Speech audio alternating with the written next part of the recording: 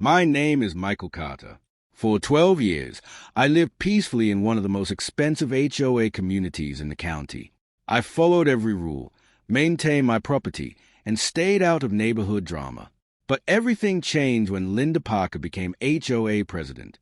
Linda loved power. The moment she became HOA president, she started acting like she owned the entire neighborhood. Residents received warning for tiny things nobody had ever cared about before. And soon, she turned her attention toward me.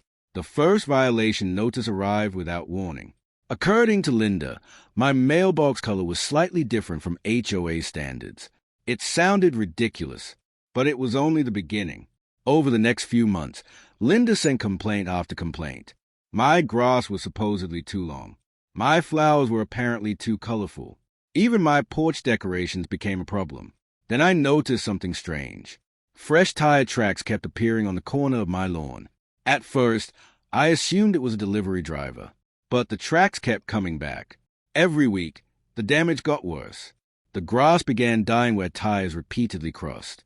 Months of landscaping work were being destroyed, and someone clearly didn't care. So I installed a security camera.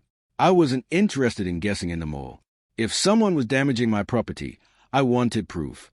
And proof arrived faster than expected. The footage shocked me.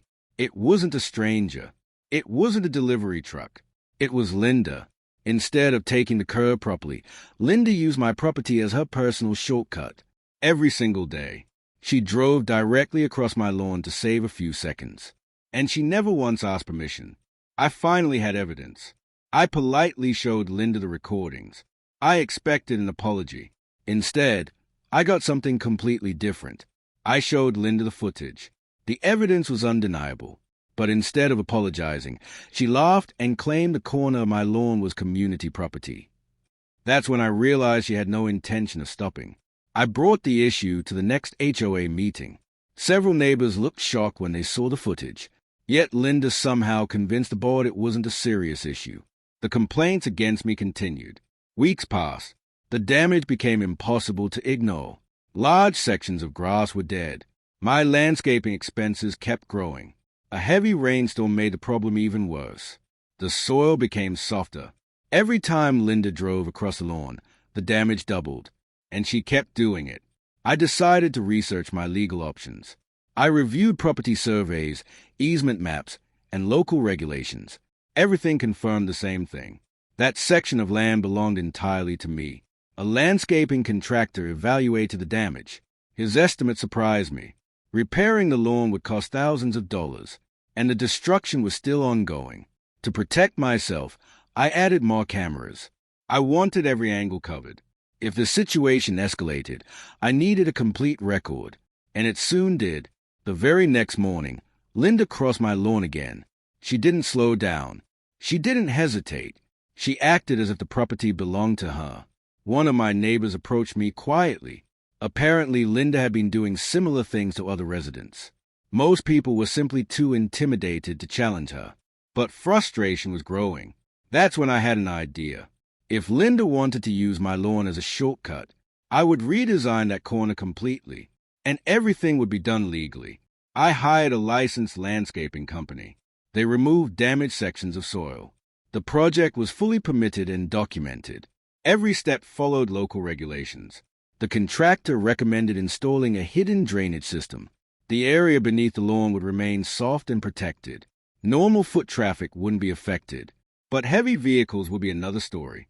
The new design served an important purpose. It would prevent flooding and improve drainage. Most people wouldn't notice any difference, but the ground structure had changed completely. A week later, the lawn looked perfect again. Fresh grass covered the area. Flowers were replanted. The entire corner appeared completely normal. I added one final detail, a highly visible warning sign. No vehicle access. No confusion. No excuses. Linda noticed the changes immediately. She slowed down and stared at the new lawn. For a moment, I thought she might finally understand. I was wrong. A few days later, my cameras captured something interesting. Linda was approaching the corner again. She had seen the warning signs, yet she kept moving forward. The SUV rolled onto the grass. The first few feet seemed normal. Everything looked exactly as it always had. Then the ground started reacting. Within seconds, the heavy vehicle lost traction. The wheels sank deep into the soft drainage zone. Mud sprayed everywhere, and the shortcut suddenly became a very expensive mistake. Neighbors stepped outside to watch. Linda's SUV wasn't moving anywhere. As a police officer arrived on scene, I calmly stood on my porch. For the first time, Linda looked genuinely worried.